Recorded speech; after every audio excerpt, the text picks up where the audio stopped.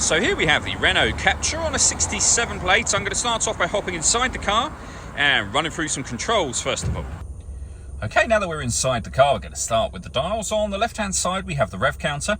On the right-hand side, the fuel gauge. You can see the digital readout for the speedometer in the centre, above which we have the total miles for this car. They are 15,078.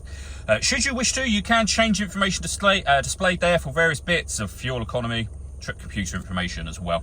If we back out to the steering wheel, we have controls on both sides for our cruise control. We've also got voice activation for the phone there. You can only use that once you pair the phone up to the car. And that is done on the touchscreen in the centre. Just hit the phone icon and then follow the instructions on screen from there. We're going to go back a step for now.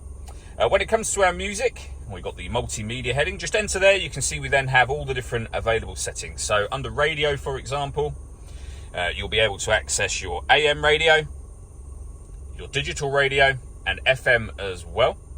If you go all the way back to where we were, media is where you listen to your own music. So we've got USB input, SD memory card, auxiliary input, and you can stream your music wirelessly via Bluetooth audio as well.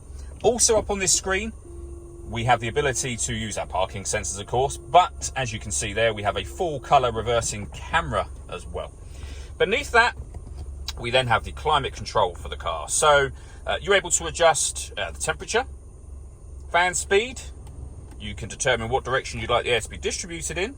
When you're happy with those settings, you can turn your air conditioning off, back on again from here should you wish to, or hit auto. The car will now take full control of the fan speed and direction of the air to maintain the temperature that you've asked for. To override that, just make any manual adjustment, put it back on your own settings here as well. We have the start button for the engine. You can plug the key in there, as you can see. We have a 12-volt charging socket as well as your SD memory card input, USB input, and auxiliary input as well. We then have the 5-speed manual gearbox for the car. All that leaves me to say is thank you for taking the time to watch this video. If you'd like to come and see this ULEZ compliant car for yourself and have a test drive, please feel free to call either of our MJA sites. We'd love to hear from you soon.